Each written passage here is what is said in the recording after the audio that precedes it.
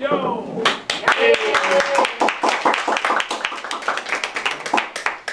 Good evening, Toastmasters, ladies and gentlemen. Welcome to Tuesday Night Toastmasters. We have 3 exciting speakers tonight. Very important to have you here. We're glad to see so many faces. This is a wonderful turnout on such a warm spring night. I would like to ask you to help me introduce myself, which is Rhonda Whitaker, Sergeant at Arms. Have any questions about how to set up when you come in for your speech, please see me or call me ahead of time, and we can make arrangements for what you need in your speech. Now, the most important one I'd like to introduce is our president, Mr. Will Burns. Please help us. Thank you, Rhonda. And welcome, Toastmasters, guests, and viewers at home, for another adventure in speaking, evaluating, and role-playing. Leading. Woohoo! You! Yeah. We're going to do what we do every week.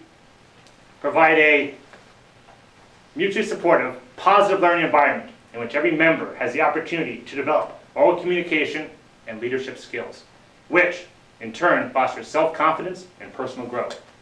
All right! And to help us in this process, I'm going to call up our Toastmaster, Rahul Vats. Yeah.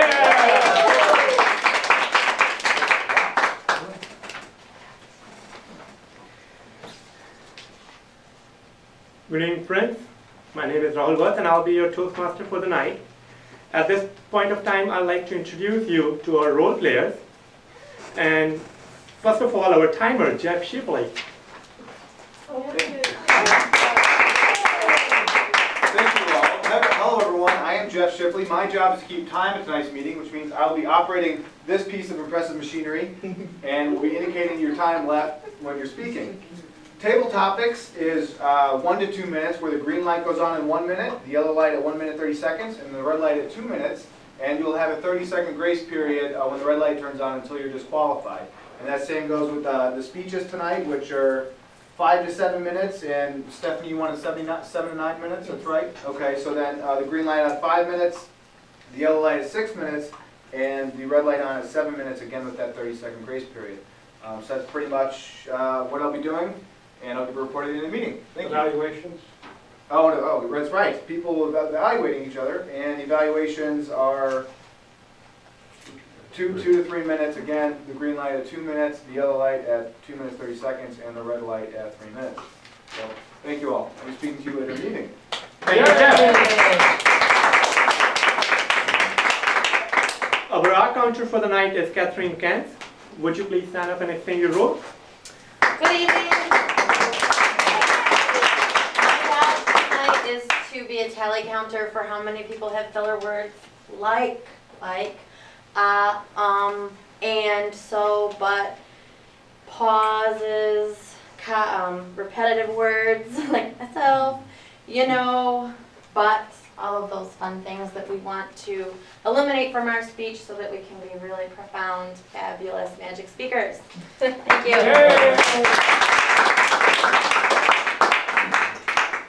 Also, our grammarian for the night is Darlene Martin. Darlene Martin, would you please come up and give us the word of the day?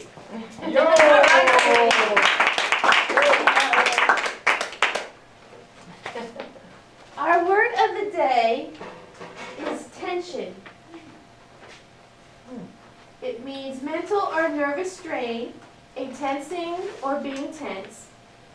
And kind of following our theme this evening, how do you handle the tension when your security is threatened? What else I will do as my role as a grammarian is listen to language used by members during the meeting, making note of any exceptionally good or bad uses of the English language, and I will give a brief report at the end of the meeting.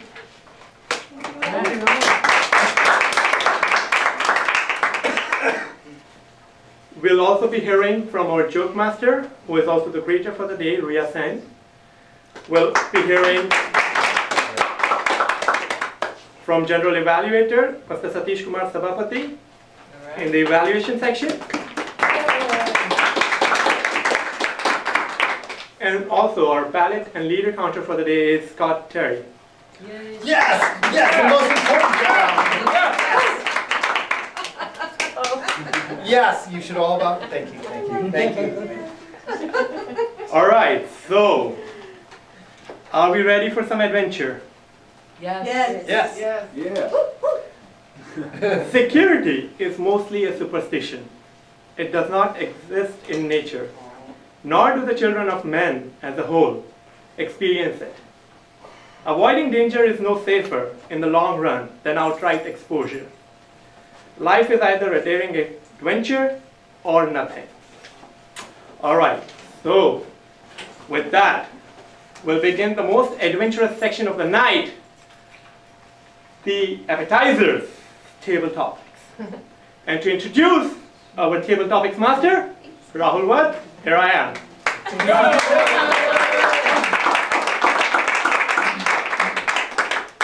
So, I would like to request volunteers at this point of time, and I would also like to tell you that guests are very welcome to join us in this portion of our meeting.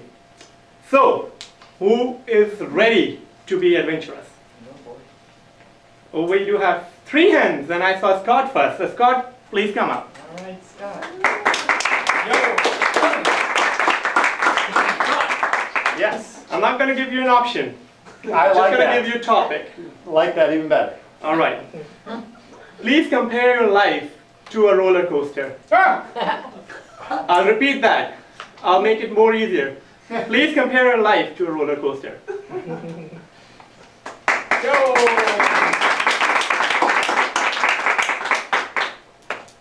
Thank you, Mr. Table Topics Master, honored guest, and many billions of viewers at home. Billions and billions. Life is a roller coaster, and we constantly are going up and down. My adventure has been, in the next 2 minutes, I will tell you what that is. But really what's important is not my adventure, but your adventure that you choose to want to come along. Because that's what it always is, isn't it? We listen to the stories so that we could think what we could do to move our lives forward. I'm going on an adventure, a roller coaster ride to Australia. I'm going to Tasmania, of all places, in a matter of a couple weeks. Unbelievable. The adventure is to allow myself to not just be immersed in a new land, in a new possibility, but to see what else I can become for myself. And isn't that always the adventure? How we use the environment, how we use the world around us so that we can become something so much more than we are. We use the reference point of what's around us, the people around us, this room around us, the world around us, to make choices. They become who we are. Sometimes we get lost in that, who we are. Like in a relationship, we get lost in our partner, just like we would in the environment. And sometimes we're able to get lost in ourselves, which is also not so good. How do we create that balance? On my roller coaster ride, on this adventure that I'm going around, my purpose in choosing Tasmania at this moment in my mind is to see what I could become by being there. How I can use that environment to become more of myself so that I can be more for you. As you can come along on that ride and become something more for yourself. It's like if I tell you what I had for dinner, you get the possibility of enjoying that within yourself. Let's all go on that roller coaster ride and see what we can more become. Thank you.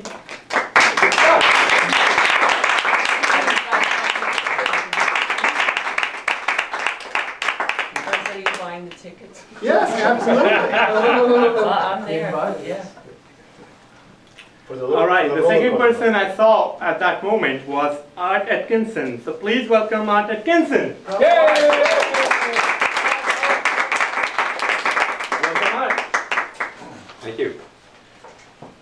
All right, Art, the question to you is, do you believe in living life on the edge? Or you like to have a more planned, systematic approach to your life? Once again, I'll repeat it for you. Do you believe in living life on the edge? Or you like to have a more planned, systematic approach to your life?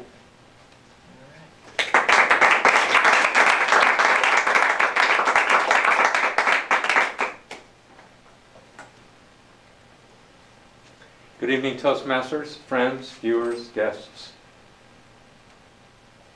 My nature is to plan everything out and have it orderly and logical. That's the habitual way of being I have. But I actually have stepped out. The roller coaster analogy that Scott spoke about is a pretty good one. There have been times when I stepped pretty far outside my comfort zone. A couple that occur to me have to do with water. I got offered the opportunity to be a seaman on a 110-foot vessel that plied the Caribbean. This was in about 1967. Back and forth from Tampa, Florida to Puerto Castillo, Honduras, carrying freezer loads of meat back and forth. Meat, cattle business in Honduras, frozen holds of meat brought back to sell in the U.S. And I got the opportunity to replace one of the men on that crew, which was all black. I got to replace and be a deckhand on this boat, to spend hours and hours at the wheel, to spend hours and hours lying on the bow of the ship, looking down at the cutwater with dolphins swimming. A fabulous experience, way outside of my comfort zone, but one that has stuck with me for my whole life. Another experience on a small sailboat on a lake in British Columbia that was famous for having freak windstorms, and thinking that all is well and sailing this thing single-handed and getting caught in one of those and turning the boat turtle in a matter of 15 seconds. When the wind hit, just boom, turned the boat over. 1,200 foot deep lake. Everything in the boat, of course, went to the bottom. And my parents on the shore were freaking out like, oh, he's gone, he's gone. And I was busy swimming around this thing trying to figure out how do we get it turned back up again. I actually have enjoyed those opportunities to step outside of my comfort zone and to be on the high part of the roller coaster that's headed down. Yo!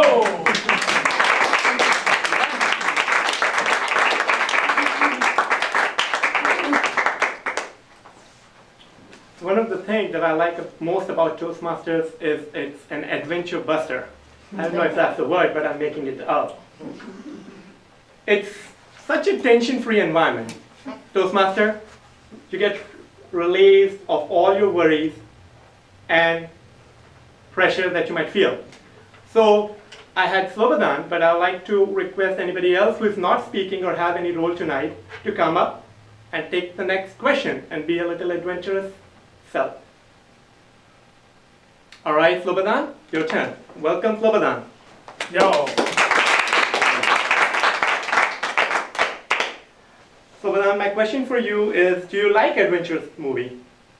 And if you do, please narrate the aspect of movie that appeals to you the most. Do you like adventure movies? If you do, narrate the aspect of the movie that appeals to you the most. Thank you.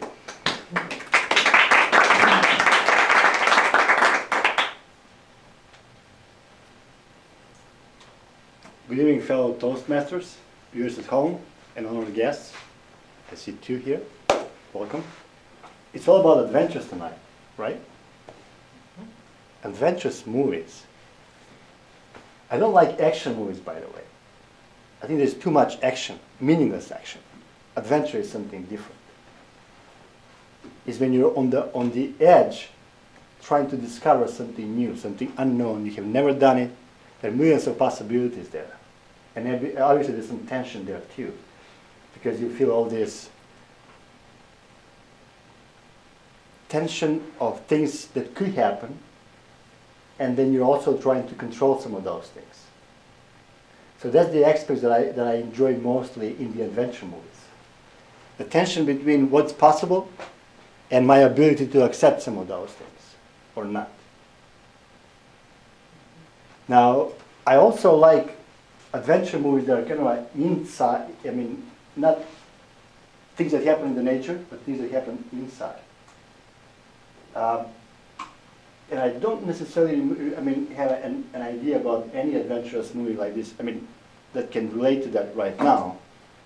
But I know that before I came to US, I really like those tension movies. When people will try to do something that's very unusual in a very usual way, or vice versa.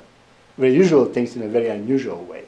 And I found them very adventurous when you try to find new ways. It was an adventure also to come here, knowing that I have another adventure a few minutes later. Thank you very much.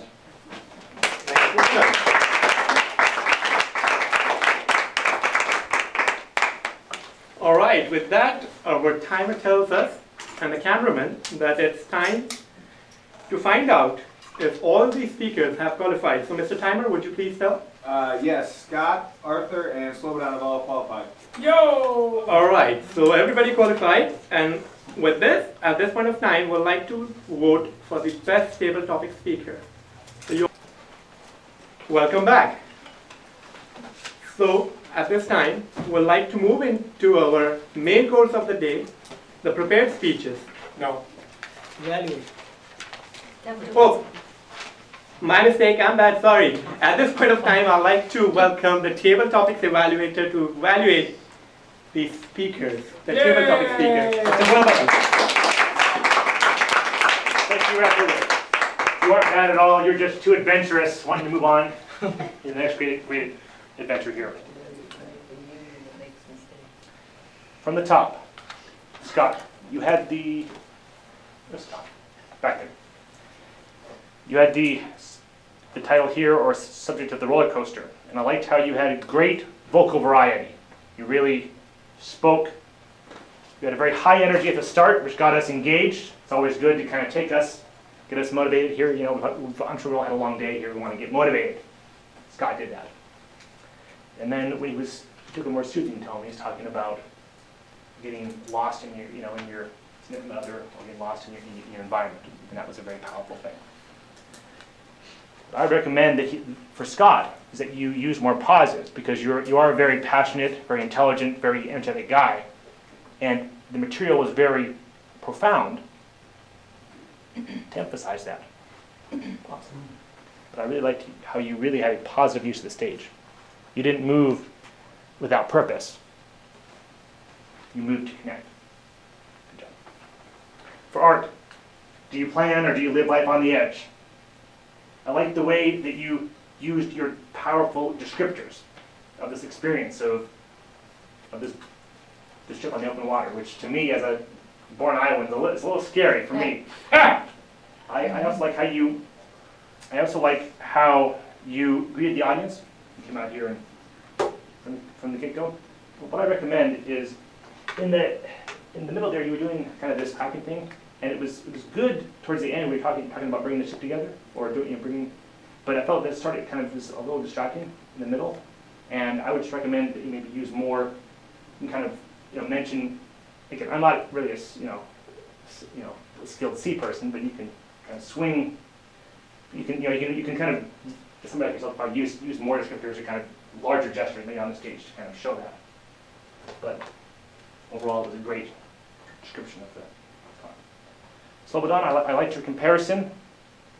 I thought you had a very profound point to make about the difference between action movies and adventure movies, that there's something profoundly missing in that sense of exhilaration and exploration that you touched on. What I recommend for you is that you fully utilize that 30 seconds which is given to you, because I noticed there was a point in your talk where you couldn't think of an example of an adventure movie, and that might have been avoided if you had thought about it at the start, kind of got in your head, okay, where do I want to go with this, and then that would give you a really powerful. But you had a great use of gestures as well. All right.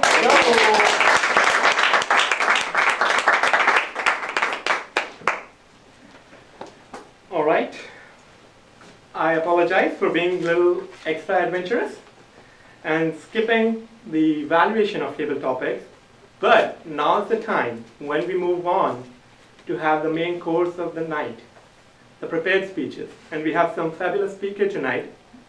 To evaluate our first speaker, to read objectives for Slobodan Domažuliski, and to introduce him, we have Cindy Trainer.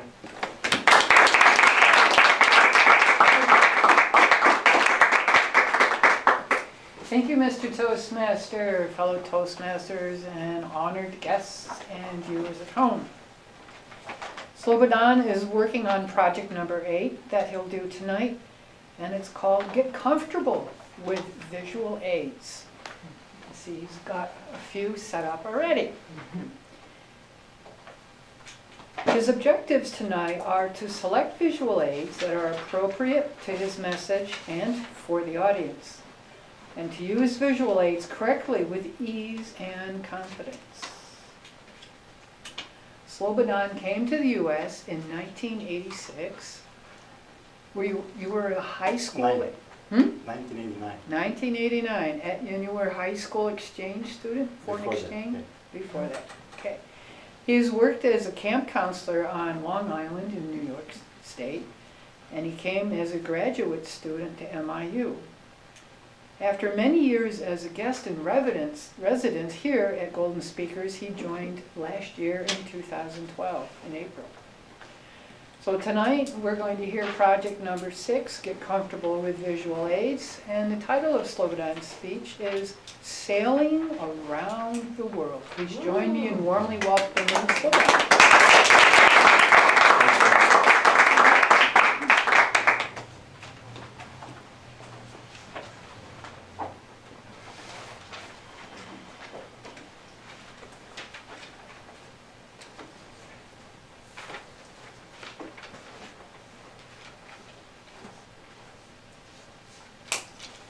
Life is a daring adventure, or nothing. Who can say that better than Helen Keller? I mean, her life was a daring adventure. And I didn't know that Fairfield was such a sailing, sailing lover city. I mean, everybody here knows something about sailing. I know that you know something about sailing. And I didn't know that you knew something about sailing too. And I'm probably not going to be surprised that many other people know about sailing too. So, that's why we'll go to another sailing adventure, just to raise attention. But this one is going to be around the world. And it's going to be powered by green energy, solar energy only. This one is going to be not so much attention filled, but adventure filled. Sailing around the world. With a purpose, with an enlightened purpose to support healthy, sustainable lifestyle on Earth. Almost exactly like a year ago, on the 7th of May, a group of 4 Swiss sailors went around the world on a solar-powered sailboat. Well, actually, it's not really a sailboat, it's a boat. It's a solar-powered boat. It cost only $16.5 million. It took several years to develop. And they sailed around the world in 584 days, going whooping 5 knots per hour most of the time. Good. I was wondering if you missed that. Right, great. Now, their desire was to promote solar energy and green energy. And their route was about 37,000 miles. They started somewhere in the Mediterranean and then went westward to Florida and then to Mexico and then went around the world, stopping in major places to promote this green, clean energy. And they did really a great job. But now, on the other hand, was it really feasible? Is it really practical to do that, to go and sail that way? I mean, would you build a boat of $16.5 million and spend 2 years to go around the world? Diane? Would you be able to afford something like that? Right now in my life? Right now, yeah. Not quite. Would it- Sorry, thank you, you clarified the question. So, no, not quite. You're welcome. Anyone else? No. No, not really, right? So I kind of feel like their goal, their cause was very noble, but it's not really so practical. And being an engineer, I want to make things very practical. So on going around the world, you know, the world, I have actually got a really great new boat. See, we had this old one last time, right? This one is compliments on the high-vis sushi chef. And of course, this time I have a whole box of the mints. You remember the mints, Diane? Yeah, I think so. Yeah, I know, they're a favorite. Everybody wrote me a comment about the mints. They're actually cough drops too. Cough drop. But I right, like them. right, right. So besides liking to make things practical as an engineer, I also like sailing. I like the ocean. I admire the ocean. I'm scared very much from the ocean, of the raw power of the ocean. But I enjoy the salty mist. I enjoy the almost hypnotical vastness of the ocean and the mystery of the depth. 12,000 feet, probably many times more. And also the possibility, I mean, if anybody saw the movie that was playing recently about the boy traveling from India to Mexico, what was the name of the movie? The Life of Pi. The Life of Pi.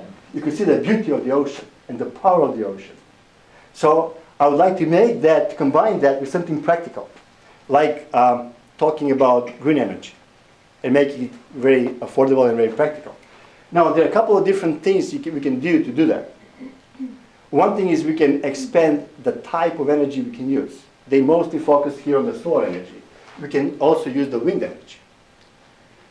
There's also a different type of technologies you can apply.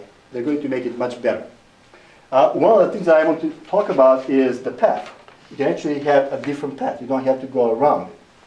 And if you know this, at one point I was flying from USA to Europe, and the captain announced that we are flying over Iceland. I kind of felt like, did you take a wrong turn somewhere, or what happened here? And then I realized, actually, if you go that way, it becomes much shorter. So if you go this way, it's shorter than if you go this way. So going around the world, one thing you can do is to make it faster. You can actually go south. I mean, you can go south because the north is there's no way to go. It's frozen. The other things you can do is about the path or the route is to define a direction. You can go eastward or you can go westward. Now the eastward direction is actually much more easier to go through because of the currents and the winds are supporting you go eastward. And the world record going eastward, it's about 5 days shorter than going westward for people who go sailing. Another thing we can do about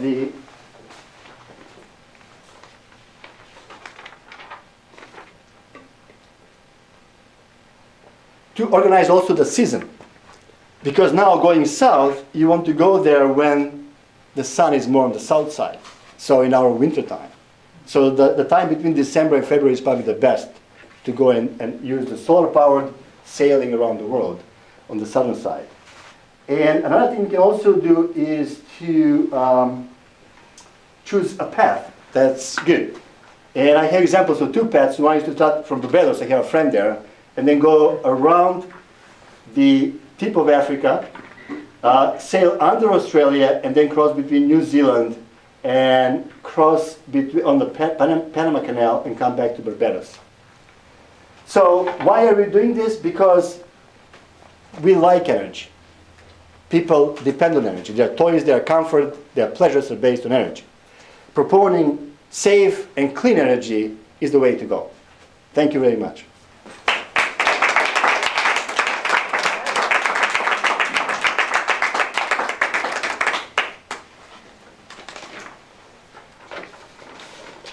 At this point of So welcome back. At this point of time, we'll have our second speech to read objectives and to evaluate our speaker, Diane Denbaum. Please warmly welcome Rhonda Whittaker.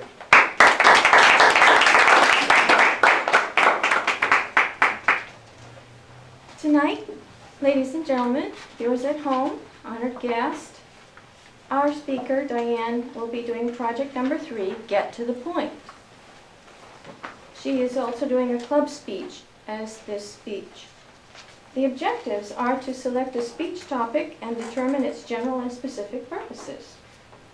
She will organize the speech in a manner that best achieves those purposes. She will ensure that there is a beginning, a body, and a conclusion that reinforce the purposes of her speech. She will project sincerity and conviction and control any nervousness she may feel. And she'll strive not to use notes. The title of Diane's speech is Elite and Shadowy. Diane Denbaum is a life, relationship, dating, success coach. She wears many hats, all for the success of her fellow persons. Diane loves helping people and has been doing so for 4 years now. She has a very satisfying and fulfilling job. She's happy to do this job and adds more fun to her fulfillment in her life by being a PE coach for 3 hours a week at the Maharishi School with grade school kids. Please help me welcome Diane Denbaum.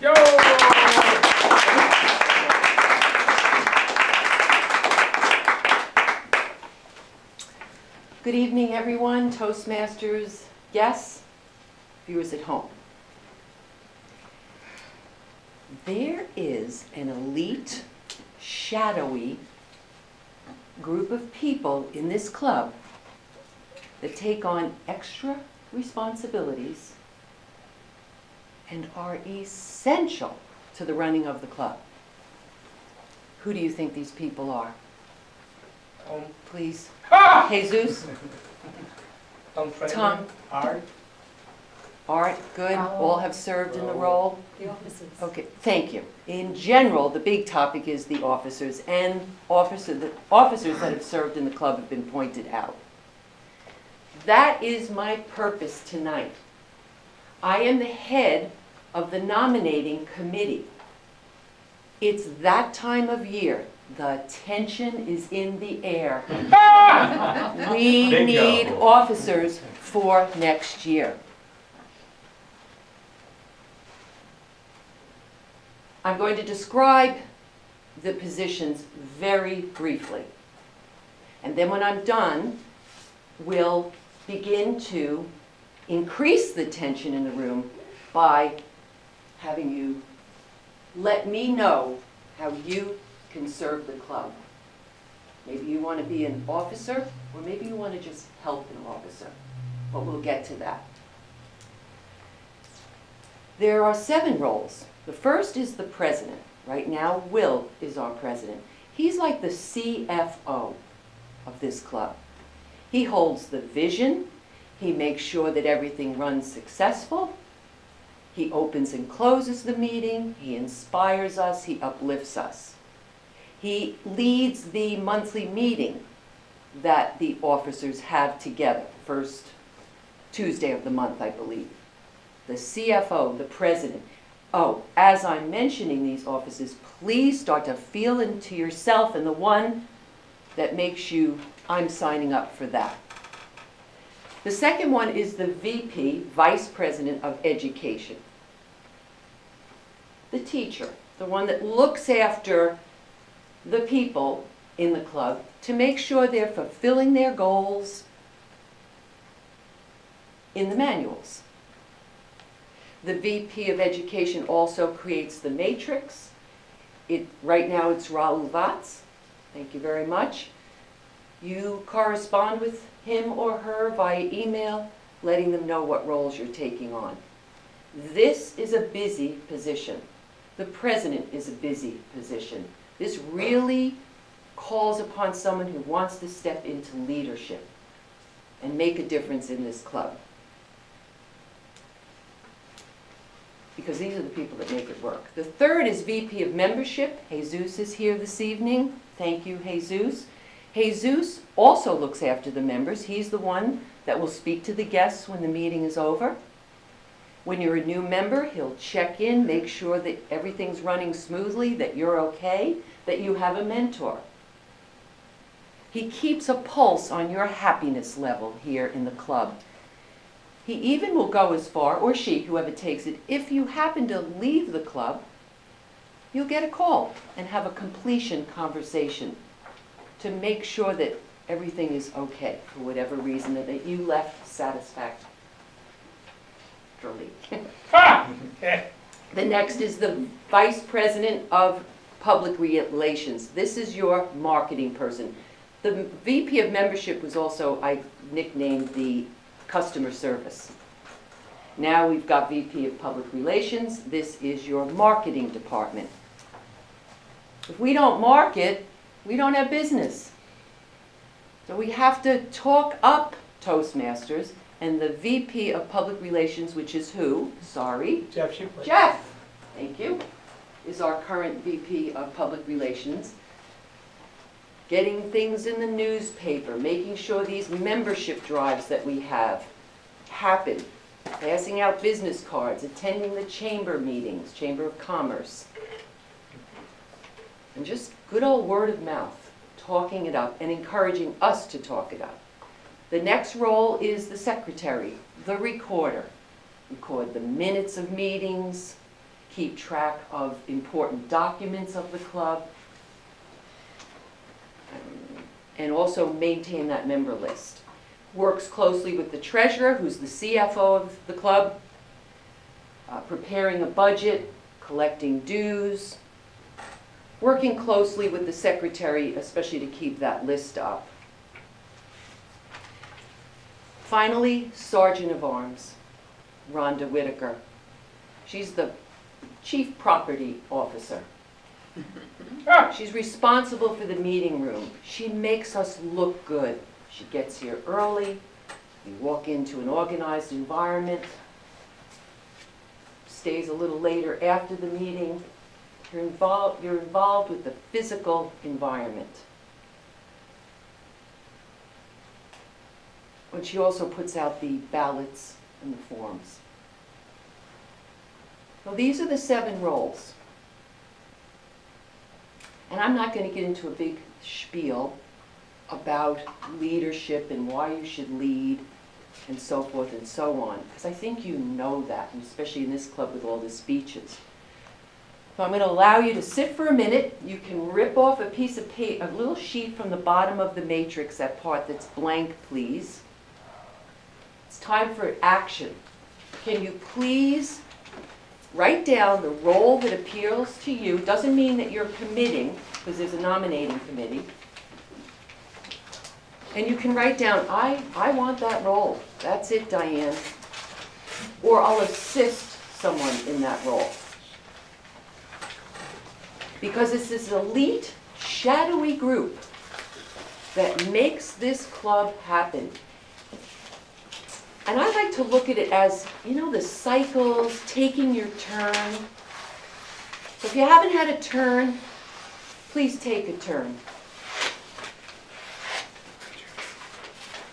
We need volunteers right now. Thank you very much. Thank you, Raul. And the ballot counter, Scott will collect the pieces of paper. And write down your name as well. Oh, since your name. Not just the role you want. Thank you, yes, your name.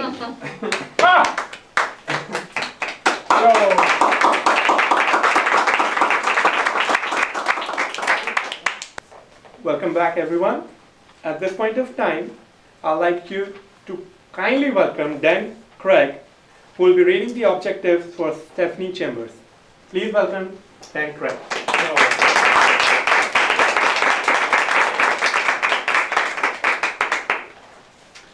Tonight we're going to hear Stephanie give a talk from the Storytelling Manual, one of the advanced manuals. Stephanie tells me she's been in Golden Speakers for 10 or 11 months. She's also a member of the Advanced Club Speakers Trust. And she came here from a Toastmasters club in Chicago. And before that, she was a Toastmaster in Australia. Truly an international Toastmaster. Her project tonight in the storytelling manual is project number 1, the folk tale. And the objectives are pretty simple.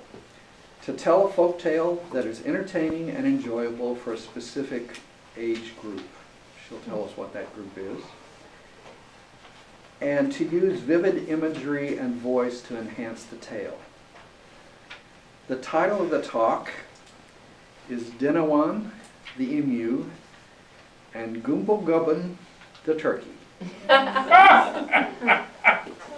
So fellow Toastmasters, honored guests, viewers at home, please welcome Stephanie Chambers.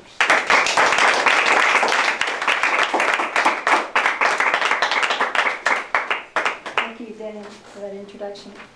I'd like to thank my husband Scott for finding this book in Iowa City in a second-hand bookstore. It's Australian Legendary Tales, and it's by a lady called Kay Longlow Parker. She spent some time when she was young growing up with Aboriginal children, and she later on wrote down the stories they had told her. So I'm going to tell you the first tale about Dinawan, the emu, which is a very tall bird, and Gumblegubbin, which is like a brush turkey, a very small bird.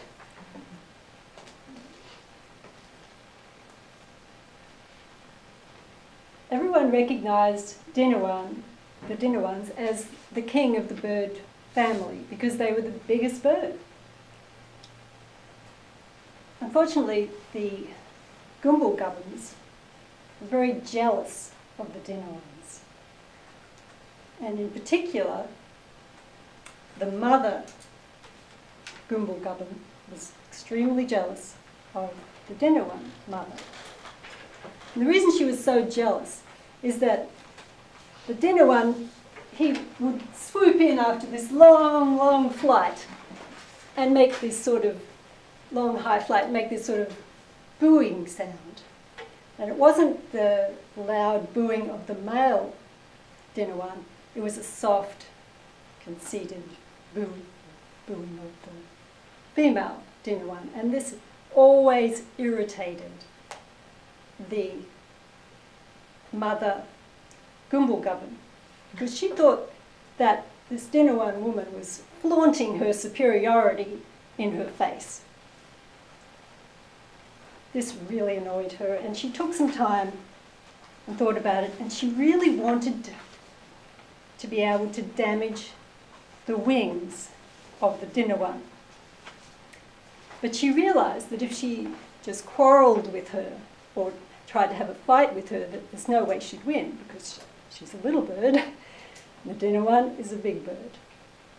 So she decided that the only way she could achieve this was to use her cunning. So she came up with a plan.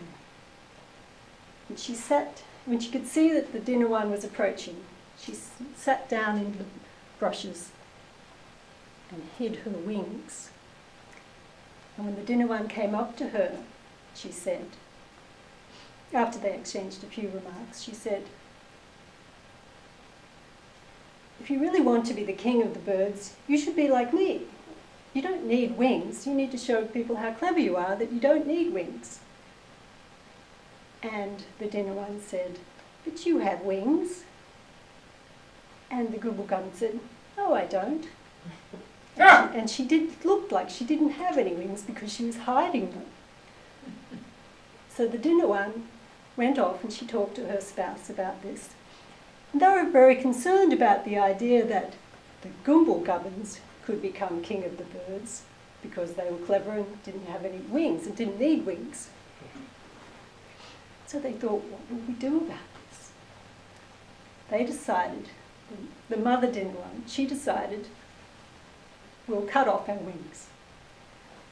So she volunteered to go first and had her spouse, her mate, use a sharp stone rock to cut off her wings. And then she did the same to her mate.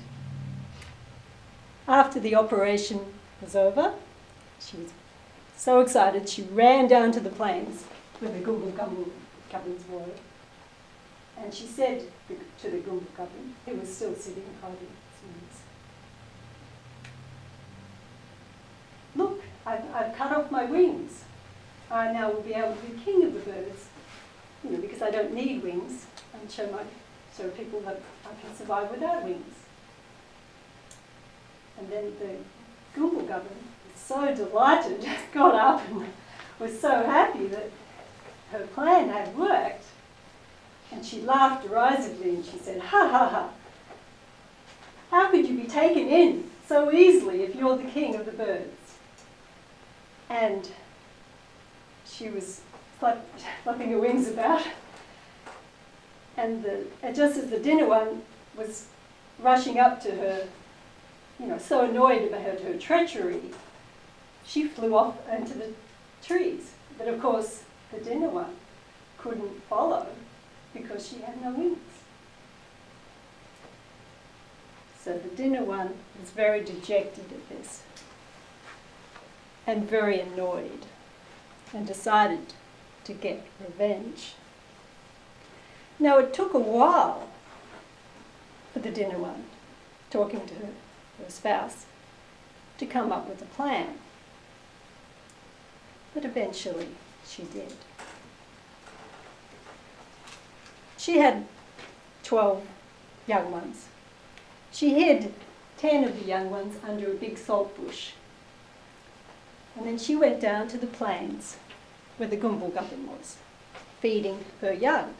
And the Gumbel-Gubbin had 12 young ones. So the dinner one had her 2 young ones with her, and the other 10 are hidden under the bush. And after exchanging a few pleasant remarks with the Gumbel-Gubbin, she said, "If you had less children, they'd be more feed for them. They would grow bigger. Like I have only the 2, and there's, they're able to become bigger because they have more feed." And then the Gumbel-Gubbin considered this. And as she was leaving, she thought, "Oh, but I played a trick on dinner one. Maybe she's just getting revenge." But then she looked back and saw the dinner ones and saw how big the young dinner ones are compared to her little young ones, who were very tiny. And she got overcome again with envy of the dinner ones. She wanted her young to be big like the dinner ones. So she went and murdered all but 2 of her young ones. So then, once again, she took her 2 young ones down to feed near the dinner one mother, who once again was with her 2 young ones. And the dinner one mother said, "What happened to your young ones? You had 12 and now you only have 2. And the Gumbel-Gubbin mother said, "Well, I decided that it was better to just keep 2, so I murdered the other 10.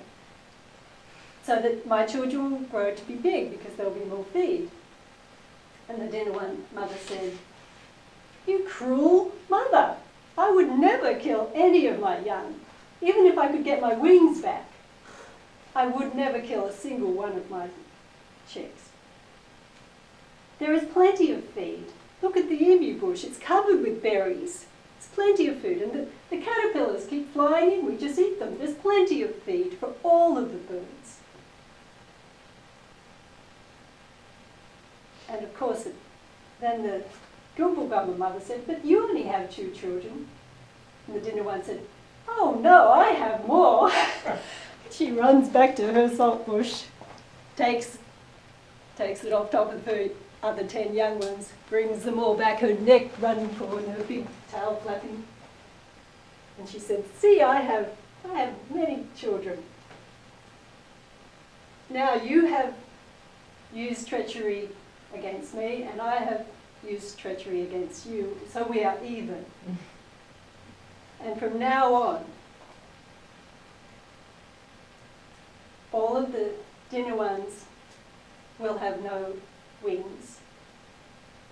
And the Gumblegubbins will only ever have 2 children in the season. And that is the way it is. Thank you. Whoa.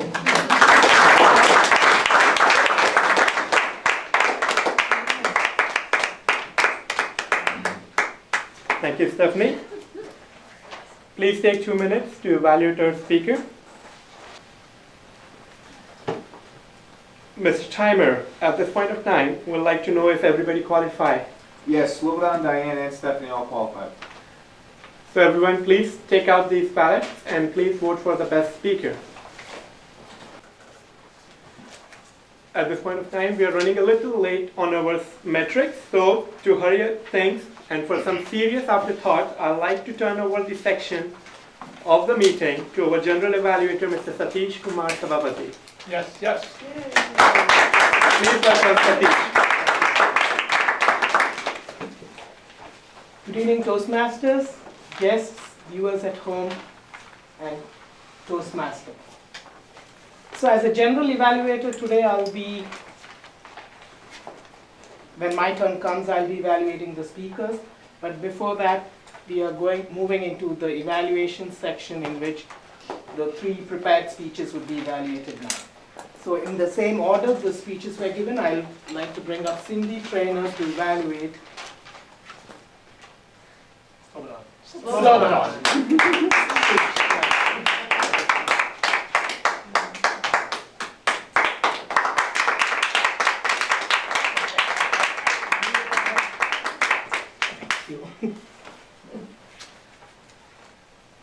Good evening, fellow Toastmasters, honored and esteemed guests, viewers at home, but most especially Slobodan. Sailing around the world.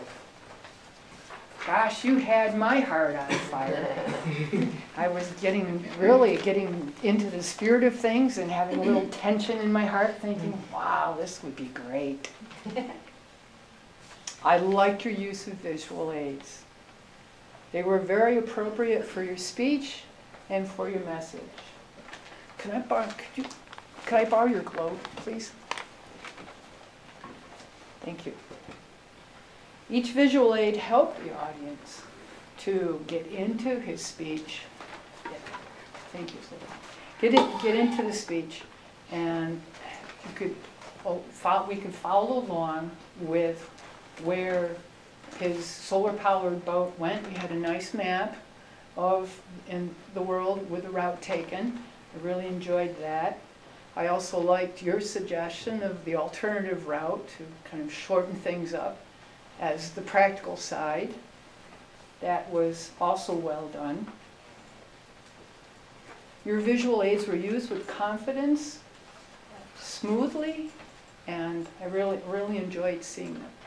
You know what one of these guys are? Pointer. A pointer. It's kind of the old-fashioned ways. I don't have a laser pointer to use. But one of the things that I've used, not even anything as high-techy as this before. I needed something and I ran out in the garage and found a nice, appropriately length wooden dowel, so that when I was pointing out something, I could stand way off to the side and then people could more easily see, especially over on this side of the room, because you happen to be standing here. They may have thought, well, I could get up and move, but I don't think anyone did. So another suggestion I have about being able to have your visual aids a little more accessible to people on the far corners. This works well if you have a nice mirror at home where you can see, because when you were describing one part of the globe, you could watch yourself in the mirror so you would know how far to trace down, because I know you can't see from here. But then you're not standing like this and then people off here couldn't see because your body may have blocked. But if you stand behind your object and practice in the mirror so you know how far to go with your finger, so you've got it where you want it, then that would be something that you could easily take just maybe a few minutes and get the feel for it. And then your audience has a nice, clear, unobstructed view of what you want them to see, the route that you suggest. Of course, you can always say, the ocean. But you did a lot. How's that for a pause to try to reorganize my thoughts? Good use of a pause would have been helpful too. You had a lot of ground, a lot of data cover. You really researched your topic well. I really look forward to your next speech. Thank you so much for sharing this one with us. Mr. General Evaluator.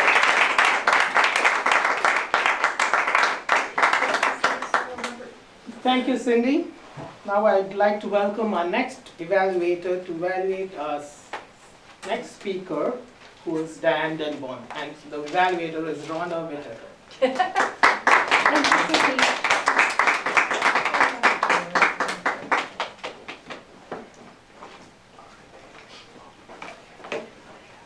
Get to the point. Diane got right to the point. She gave us a seductive title, Is Out in Shadowy.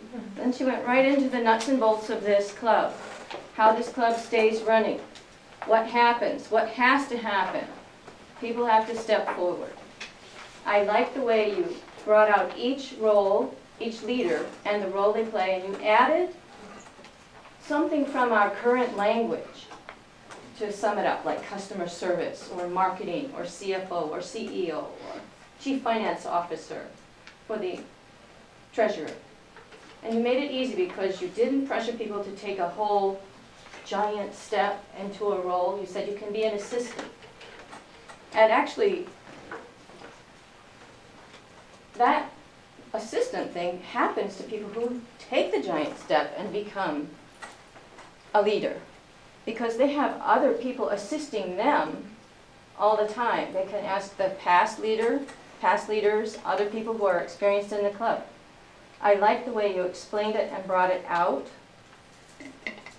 There are several points that I thought would have helped people want to volunteer more that I wish you had asked and brought up, and that would be the benefits of being a leader. How the experience of taking on a role, even though you might not know how to do every step, you can learn on the way. You have a group of people, a team of people with you. You can ask questions, and you fill out your competent leadership manual. You get credit towards your competent leader status. You get your book signed whenever you do that. We learn how to address issues that come up in the club. And it's easier than it appears.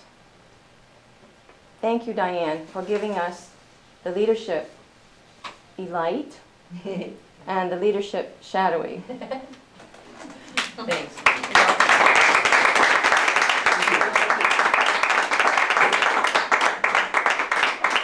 It's time to bring our third evaluator, Dan Craig, to evaluate Stephanie's portrait.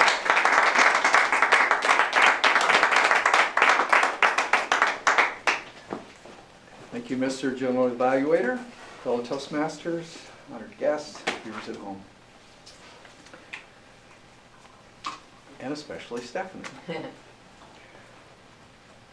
My overall reaction to the tale was really quite good. I thought it was fun to hear something from a culture different than ours. Australia is exotic to us, so it was taking us to a different world. So I think probably everybody felt that way about the talk. Her tale began with an intro that was basically the setup, that the Goomble was jealous of the emu.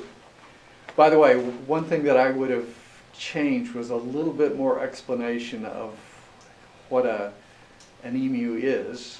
I'm not sure, does anybody know what an emu is? I do. Like an ostrich. But I felt it was a little confusing to talk about Dinawan. I was thinking at first that was the name of the emu, but it's like the Australian It's the word Aboriginal, for the emu. authentic name. Aboriginal word. So same with Gumbulgubbin. I wasn't aware for a while that that just meant the turkey, the crafty turkey.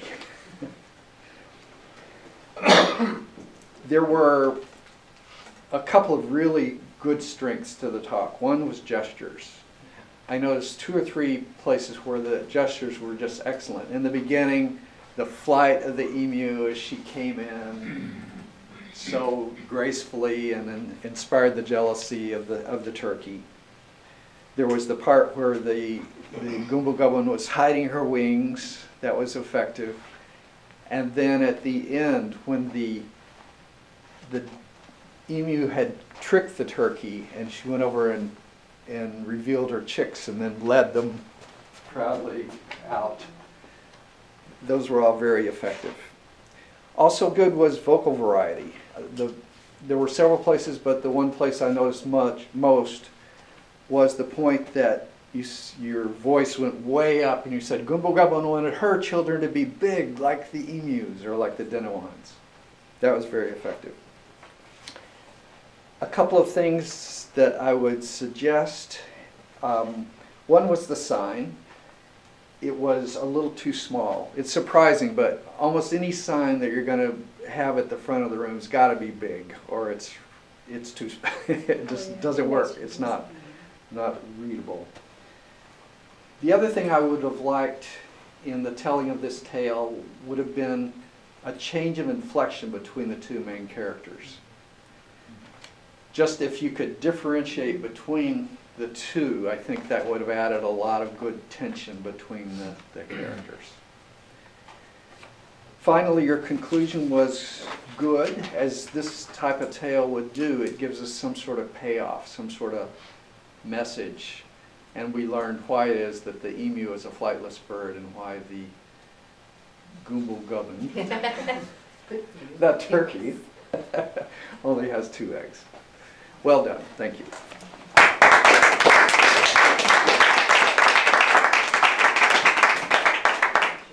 Thank you, Dan.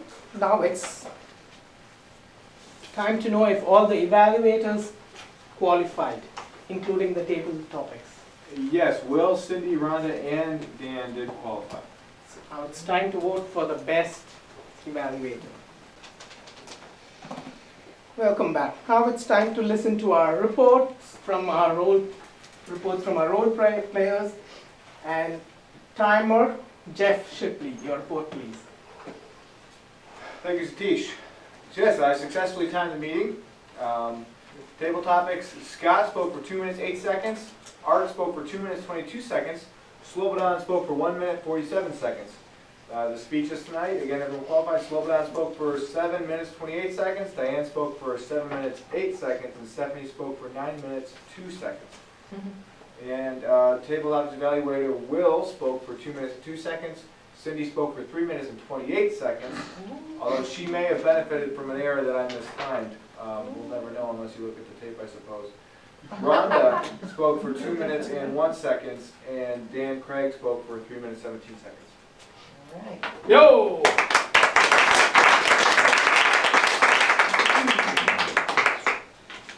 Now our report from our counter, Catherine Kens.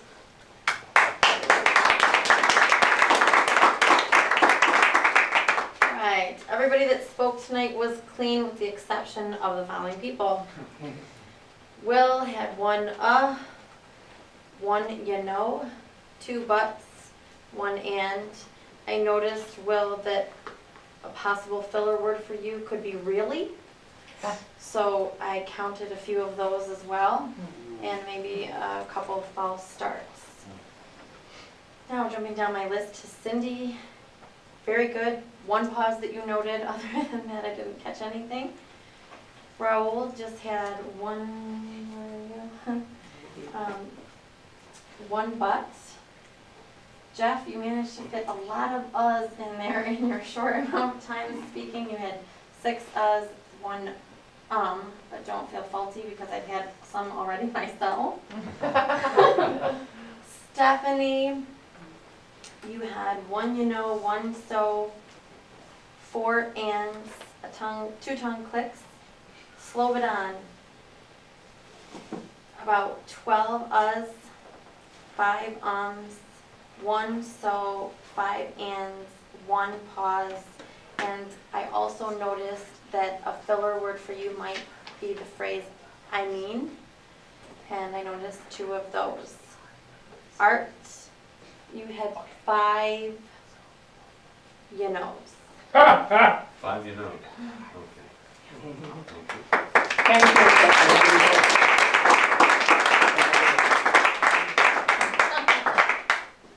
Now our 2-minute report from the grammarian Darlene Martin.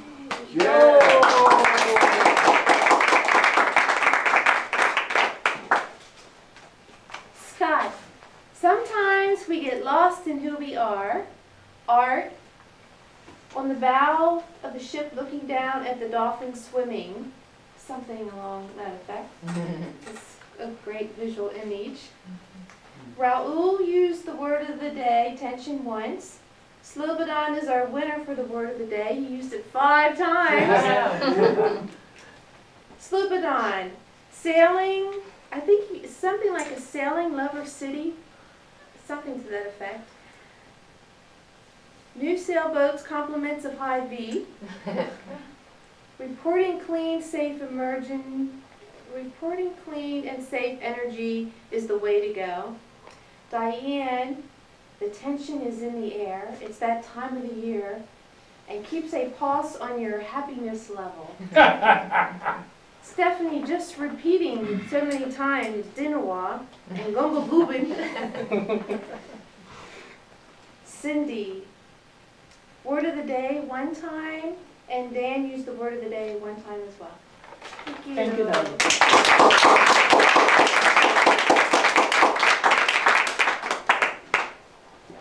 And now it's time to listen to a joke from a joke master, Ria Saint. All right.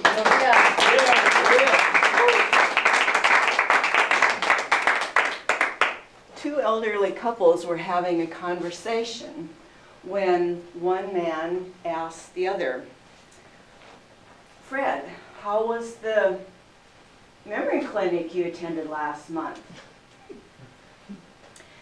"Great. I learned a lot of visual techniques, psychological techniques, association, all those kinds of things. It's made a big difference in my life." "That sounds really great. What's the name of the clinic?"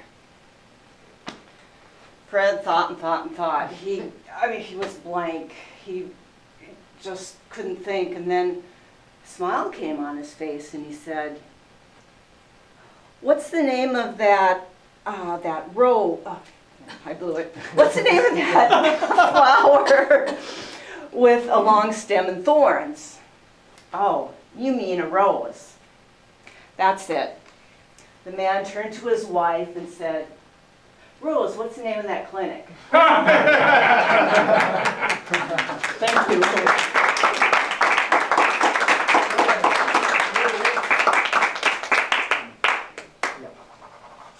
Now my time begins to do the evaluation, general evaluation of the whole meeting. I would like to start with the different aspects on my checklist, which I pulled it off the net. The first one is, did we start on time? We didn't quite start on time, but I think we have caught up already, so that's good.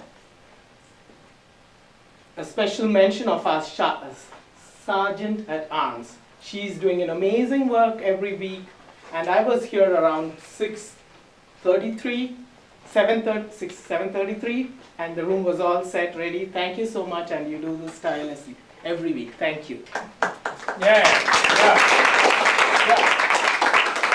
And we have 2 more people to congratulate here. One is Rahul, who stepped up to become a table topics master again when he wasn't prepared for that. We had a person who didn't show up. And then Jeff Shipley, our timer, who was on the spot picked, and he did a great job. Thank you, both of you.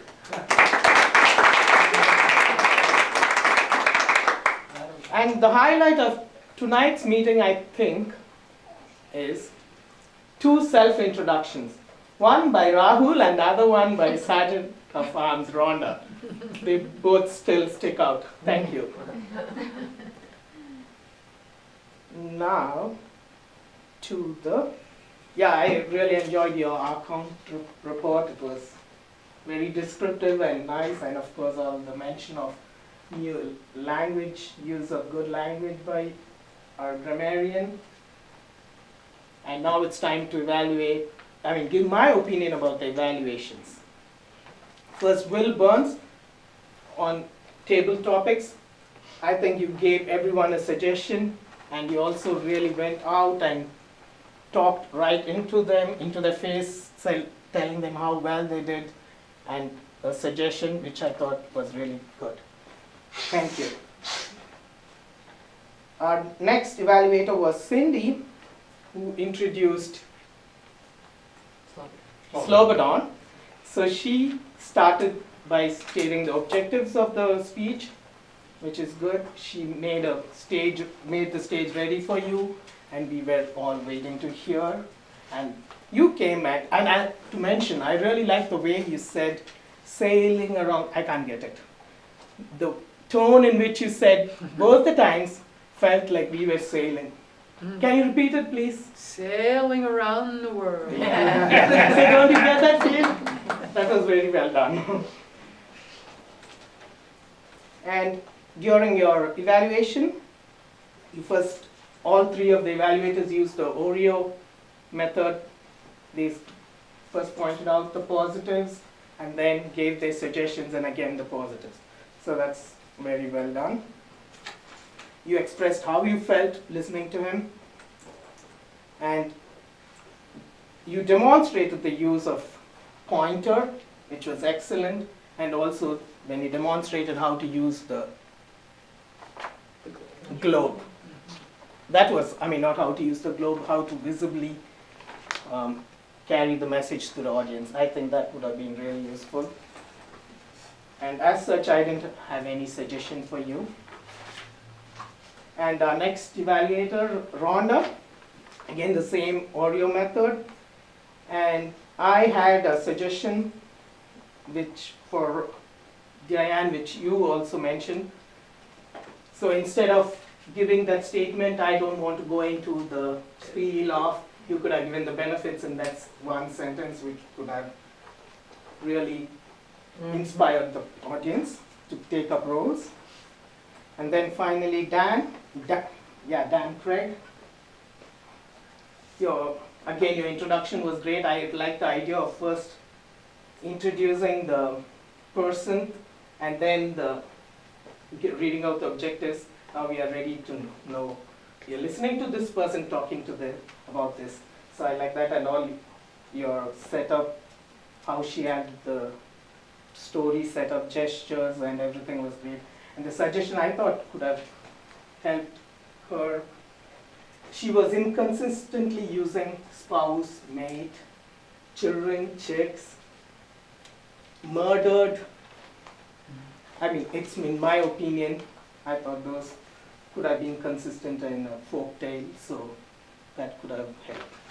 Thank you. And now it's time to turn the meeting over to our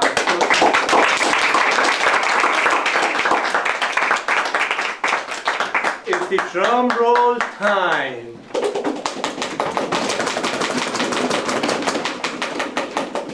The best table topic speaker, Art Atkinson. Yeah.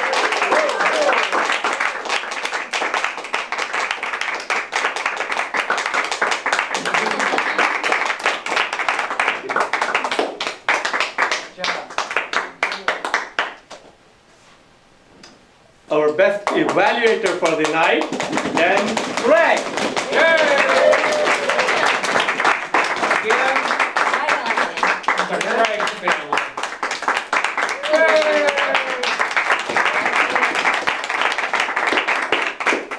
Now the huge and the best set of drum roll for the best speaker of the night, Stephanie Chambers. Yeah.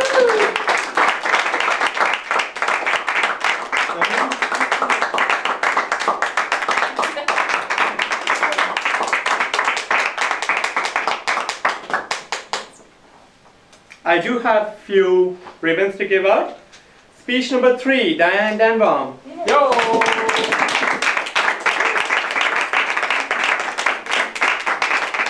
Act And now, sign up.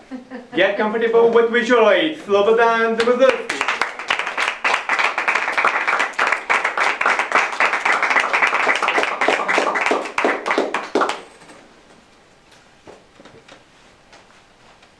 This point of time, I'd like to welcome Mr. President Will Burns.